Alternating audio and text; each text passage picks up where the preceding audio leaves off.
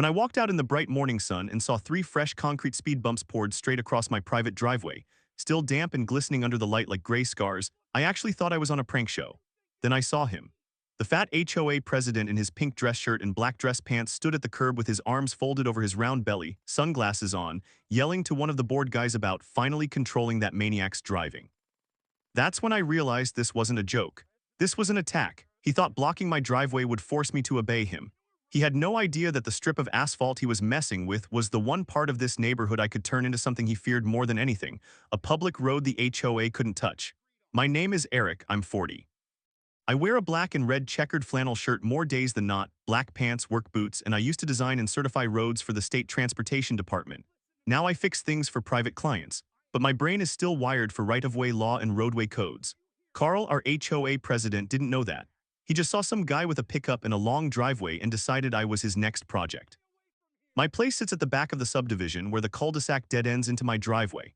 From the street to my garage, it's a long strip of asphalt with a gentle curve, maybe 150 feet, framed by bright green grass and a couple of maples. Technically, it's my property line straight from the road to the house, but everyone treats the front 10 feet like part of the shared view. I don't mind. Kids ride scooters on it, guys park for a minute when they're unloading stuff. It's calm. At least it was until Carl got elected. Carl is 50, overweight, always in that same pink dress shirt and black dress pants like he's stuck in some permanent budget meeting. He has this way of talking where everything comes out as a complaint. The first time he said something about my driveway, it was a sunny afternoon and I was washing my truck. He waddled over, waving his phone like a badge. "We've had reports of excessive speeding," he yelled, as if I was standing across a highway instead of 6 feet away. "Down this driveway, it's dangerous." I looked at the strip of asphalt, still wet where the hose had sprayed it. "You mean my driveway?" I asked. He jabbed a thumb toward the cul-de-sac. "Cars come flying down here, then they whip into this drive and back out. You're creating a hazard. This is shared space." I wiped my hands on my flannel and kept my voice level. "Legally, this is a private drive," I said. "My deed, my maintenance, my liability. That street out there, sure, that's HOA maintained. But once the asphalt crosses this line, it's mine." He snorted. "Well, the board disagrees," he shouted. "We'll be addressing it." I dealt with loud men with no clue about right-of-way law my whole career. Usually they signed what we put in front of them once they understood liability. I thought maybe a simple talk with the board and some printed code sections would end this. I was wrong. The first letter arrived 2 days later, taped to my front door, edges fluttering in the warm breeze. "Notice of traffic hazard," it said in bold at the top. It claimed my driveway speed posed a danger to residents and ordered me to install traffic calming measures approved by the HOA within 14 days or face fines. I stood on my porch, sunlight heating the paper in my hand, and read it twice. No statute, no citation to the covenants, just made-up authority. I opened my home office drawer and pulled out my own binder, deed, recorded plat, driveway permit from when the house was built, and my old credentials. I laid them on the desk in a beam of daylight and confirmed what I already knew. The HOA had maintenance over the cul-de-sac, not my drive. They could beg, they could ask. They could not pour concrete on my property, so I wrote a polite response. I explained the distinction between public right-of-way, HOA-controlled private streets, and purely private drives. I attached diagrams. I dropped it at the HOA office, a little brick building near the sunlit playground, and thought maybe reason would work. Instead, Carl doubled down. The next week he called a safety meeting at the clubhouse. Big windows, afternoon sun streaming in, men in chairs, coffee in styrofoam cups. Carl stood at the front, pink shirt practically glowing in the light. "We have a serious speeding issue at the rear of the subdivision," he boomed. "I've seen cars flying down that driveway. Kids play back there. We need speed bumps." I raised my hand. "That driveway is mine," I said. "Private. I'll handle any safety measures. The HOA doesn't have the authority." He pointed at me like I'd just confessed. "See," he yelled. "Total disregard for community safety." Some guys shifted uncomfortably. A few glanced at me with apology in their eyes. But nobody stood up to correct him. I left that meeting with my teeth clenched and my brain turning. I knew what he wanted: control. Speed bumps weren't about kids, they were about power. And I knew if he ever put anything on my property, the game would change. 2 mornings later, the game changed. I stepped out into the bright light and stared at those fresh concrete humps blocking my drive, spaced like a set of gray knuckles. Someone had come in the early morning while the air was still cool, poured the forms, and left before I woke. My truck sat in the driveway behind them like it was trapped. Carl stood on the sidewalk yelling something about finally enforcing standards to another board member. My chest went tight, not from fear but from the sharp realization that he'd just crossed from annoying into illegal. He altered my property without permission. He'd created a physical barrier. That was the line. I didn't yell. Every nerve in my body wanted to. Instead, I walked down the driveway, boots thudding on the asphalt, sun heating the back of my neck, and crouched beside the nearest speed bump. I touched the concrete, still a little damp, no rebar visible, no markings, no inspector tags, just a raw lump poured by someone with more bravado than sense. Behind me, Carl's voice boomed. Well, finally decided to come see our safety improvement, he shouted. I stood up slowly and turned. He was closer now, that pink shirt stretched over his stomach, black dress pants pressed hard, face already flushed even though the day wasn't that hot. You poured these on my property, I said. You realize that? He snorted. That driveway connects to our street. It affects our residents. We voted. It's a community safety measure. Show me the vote record, I said. Show me the easement that gives you construction rights on my land. Show me the traffic study, the engineering sign-off, the liability coverage. His jaw worked. Don't try to talk over me with your technical nonsense, he yelled. You speed, you let visitors speed, this stops now. The board member with him, a skinny guy named Jeff in a golf shirt, looked anywhere but at me. You just trespassed and altered a private drive, I said. That's not safety, that's vandalism dressed up in a tie. He waved me off and walked away, yelling something about more measures coming. That was the moment I knew this wouldn't stop at bumps. It was the opening move in an escalation I'd seen in other forms before, blocking access to forced behavior. Over the next few days, the harassment picked up speed. Every afternoon, the mailman left another HOA envelope white and stiff in my box. Non-compliance with safety directives. Refusal to abide by traffic calming policy. Fines started at $50 a day and climbed. The language shifted from recommendation to order. The latest one claimed that because I'd failed to accept community-installed speed mitigation, the HOA had the right to increase barriers as necessary. My hands shook as I read that line, the sunlight reflecting off the black ink. Increase barriers. They weren't just talking about bumps. They were planning more. The very next Saturday, they delivered. I woke to the sound of metal scraping and men yelling.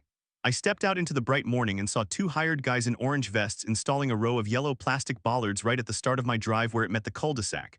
They drilled holes into my asphalt, dust spraying up in pale plumes under the sun. Carl stood nearby, barking instructions, waving a rolled-up paper. What exactly do you think you're doing? I called, walking toward them. One of the workers looked at Carl.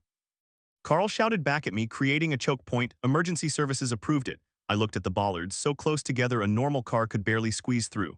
Emergency services did not approve that, I said. There's no fire marshal tag, no stamp, nothing. I turned to the workers. Guys, this is my property. If you keep drilling, you're damaging it without owner consent. You want to be on the hook for that? They paused, eyes flicking between us. Have a work order from the HOA, one said. I held up the letter I just pulled from my mailbox, the one threatening more barriers. The HOA doesn't own this asphalt, I said. You might want to call your boss before you go any further. They stepped aside to make a call. Carl's face flushed darker, sweat beading on his forehead. This is obstruction, he yelled. You're obstructing safety work. No, I said quietly. You're obstructing my driveway. That afternoon, he changed tactics again. I came home from a parts run to find a violation notice taped to my truck windshield, flapping in the hot breeze. Reckless driving in a residential zone, it read. The attached photo showed my truck on my driveway, slightly blurred as if taken from behind a bush. It noted reported high speeds entering subject driveway. I felt my jaw clench so hard it hurt. He was now fabricating a driving record. I dug deeper into his pattern. I talked to a neighbor, a guy named Louis who lived 2 houses down, always in a faded blue t-shirt and jeans, mowing his lawn like it was a meditation. He admitted Carl had threatened him too.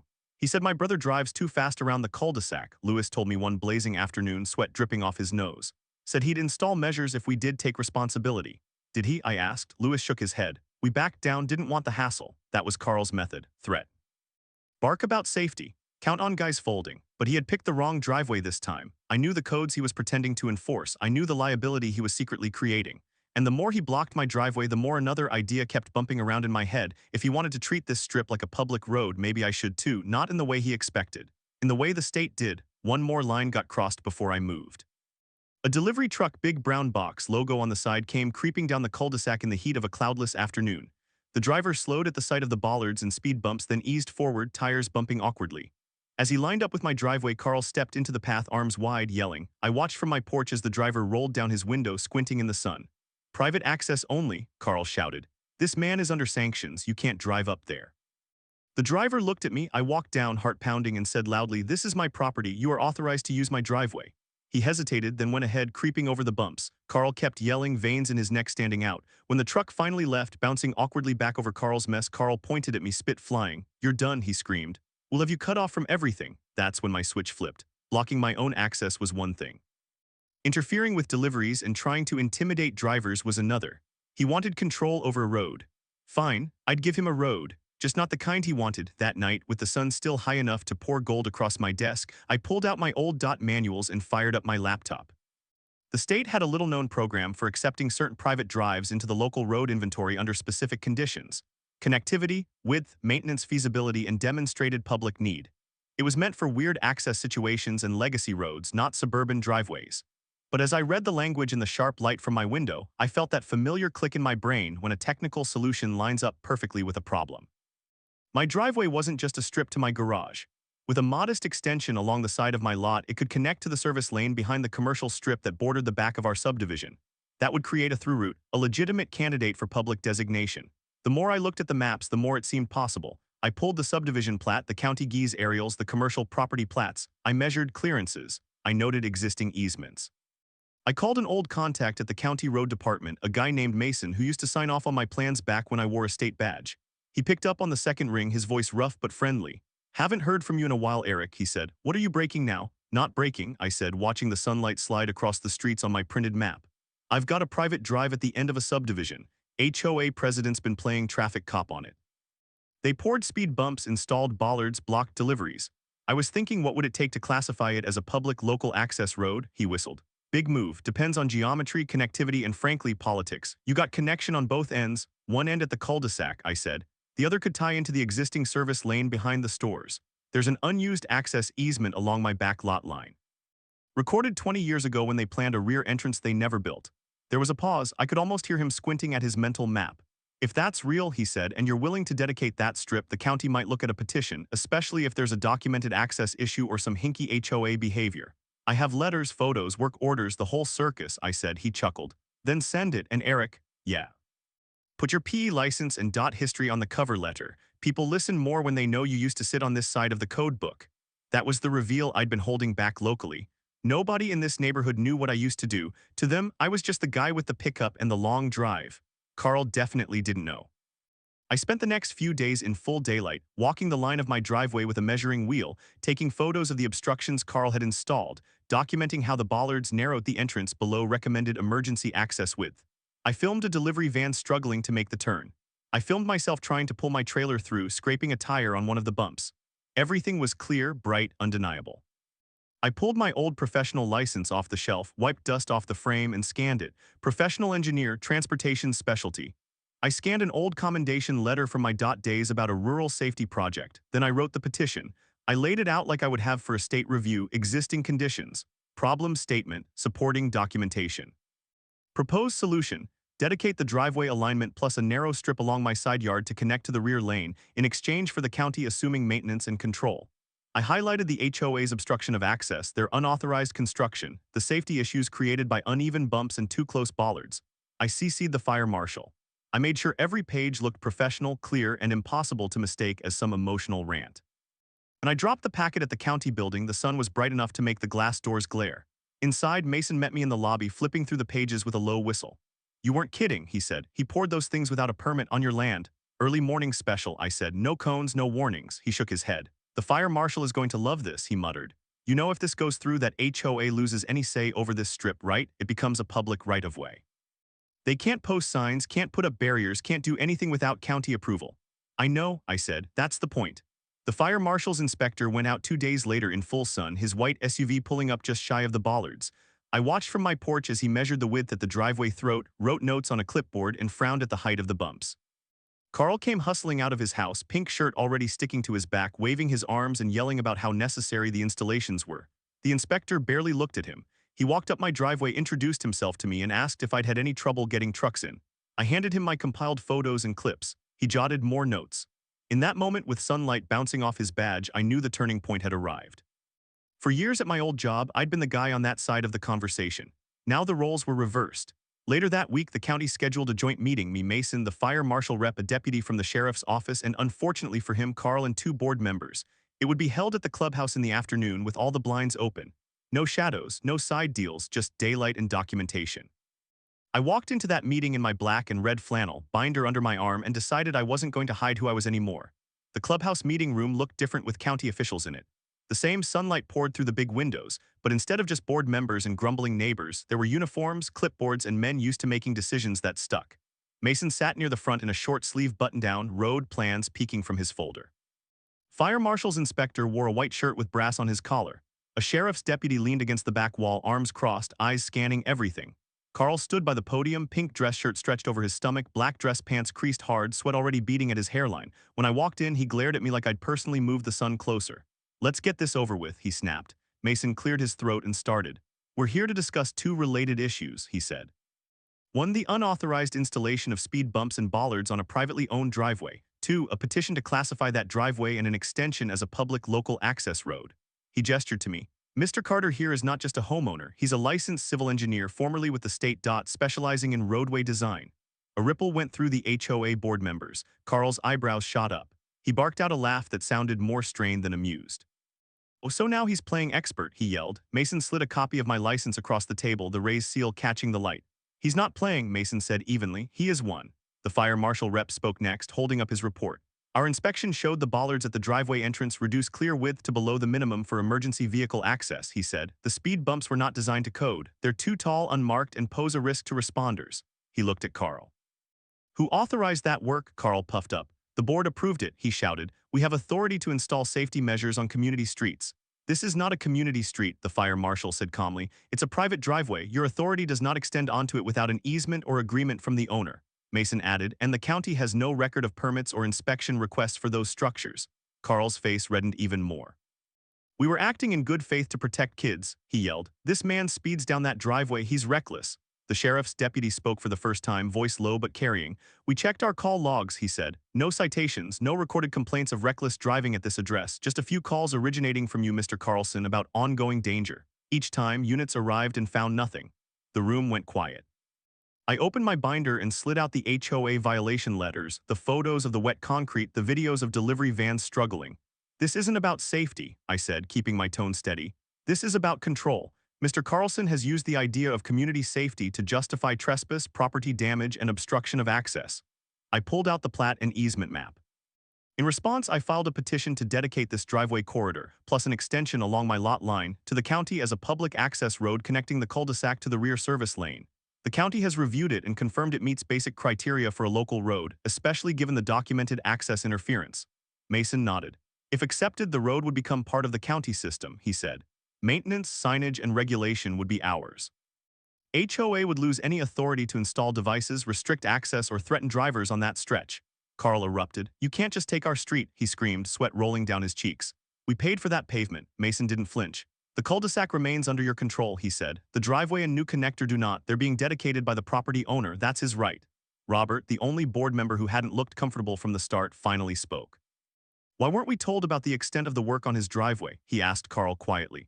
Why did you authorize construction without permits? Carl rounded on him. Because somebody had to do something, he shouted. He was making us look weak, cars flying down that drive, kids nearly killed. Name one, I said. He spun back toward me. What? Name one kid who was nearly hit, I said. Name one actual incident. He opened his mouth, then shut it again. I turned to the officials.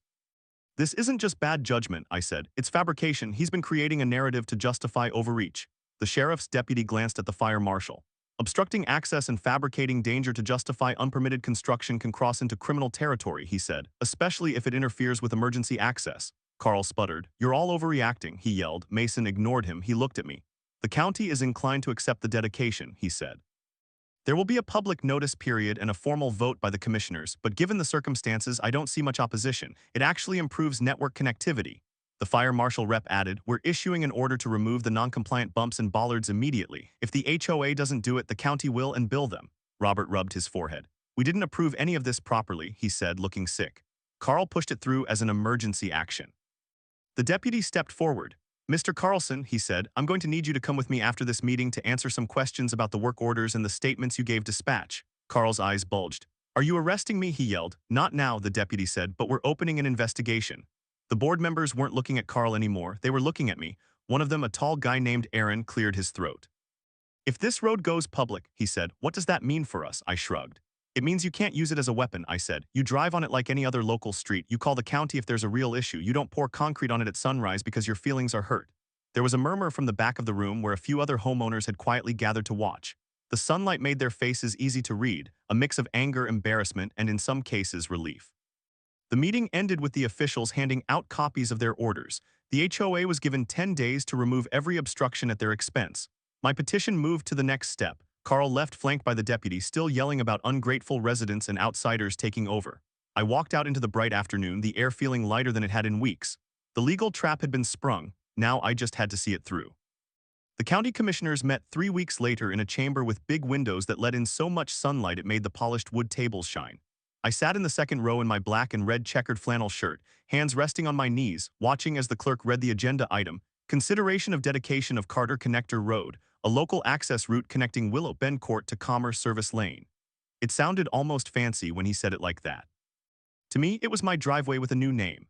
Mason presented the case, showing aerial photos where my driveway and the short, newly graded connector formed a clean line between the subdivision and the commercial rear lane. He pointed out how it could relieve delivery congestion, provide alternate access for emergency vehicles, and almost as an aside, eliminate an ongoing conflict between a homeowners association and a resident over unauthorized traffic devices. One commissioner asked if the property owner consented. Mason nodded toward me. "Yes, ma'am," he said. "Mr. Carter dedicated the right-of-way. He's also a licensed civil engineer who designed the connection to our standards." Another commissioner asked about the HOA's stance. The county attorney answered that the HOA had no legal claim to the driveway and had in fact been ordered to remove unpermitted obstructions. "They're not in a strong position to object," he said dryly. The vote was quick and unanimous. Just like that, the Carter Connector Road became part of the county system. The strip of asphalt Carl had tried to control was now officially beyond his reach. When I drove home under the bright blue sky that afternoon, new temporary county road signs were already stacked in the back of a work truck parked at the entrance of the subdivision. A crew of 3 guys in neon vests were setting a metal post at the corner where the cul-de-sac met my drive. Next day, they painted fresh centerline dashes and added standard reflective markers where the bumps had been ground away. The road looked cleaner than it ever had. The funniest part was watching the shift in neighbor behavior. Men who had quietly watched Carl yell at me now waved as they rolled down the newly designated road, some of them even stopping to say they were sorry they didn't speak up earlier. Lewis walked over one blazing afternoon, squinting against the sun. "So this is a real road now, huh?" he said, "with the county and everything." "Yep," I said. "Their maintenance, their rules. If someone has a problem with how it's used, they call them, not me." He nodded slowly, then grinned. "Bet Carl loves that." Carl did not love that. For a while, he tried to pretend nothing had changed. He complained loudly any time a delivery truck rolled down the connector instead of looping around the front. He muttered about strangers using his circle when a county utility truck parked by the sign to check a nearby line. But the real blow landed when the sheriff's office finished its investigation.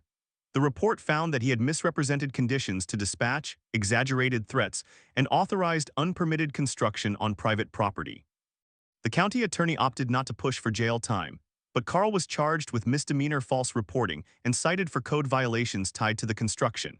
He was sentenced to a year of probation, fines, and mandatory removal from any HOA leadership for the duration. The HOA board, under pressure from angry homeowners, amended their bylaws to bar him from ever serving again. At the next annual meeting, held in the same sunlit clubhouse where he'd once shouted about my dangerous driving, he shuffled in wearing a wrinkled pink shirt that didn't look quite as powerful anymore. He sat in the back silent as Robert announced new enforcement policies. No more unilateral actions, no construction on any property without recorded rights, and a requirement that all safety claims be documented with actual data. "We learned the hard way," Robert said, glancing toward me, "that when you let one man's temper drive decisions, you put everyone at risk." After the meeting, he walked over to where I was standing by the open doors, sunlight pouring in around us. "I'm sorry," he said simply. "We should have stopped him. We won't let that happen again." I nodded. "Make the system fair," I said. "That's all I care about." The settlement with Carl came later. My lawyer filed a civil claim for the damage to my driveway, the cost of removing the concrete and bollards, and the trouble caused by blocked deliveries. Faced with the criminal record and the county's findings, he settled rather than fight.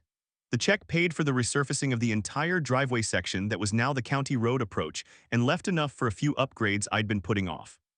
One bright Saturday, I stood at the end of the new Carter Connector Road with a couple of county guys as they bolted the permanent sign onto the post. "Never seen a driveway turn into a public road because of an HOA fight before," one of them said, laughing. "First time for everything," I replied. Cars rolled quietly past, tires humming on the smooth asphalt. Nobody slowed to gawk. To them, it was just another little street on their route. To me, it was a reminder that knowledge can turn a weapon back on the person swinging it. Carl tried to block my driveway with speed bumps and barriers, thinking he could choke off my access and force me under his thumb. Instead, he pushed me into using the one advantage he never saw coming. I knew exactly how to turn his fake street authority into real county control. He lost the one thing he cared about most, the power to tell people where and how they could drive.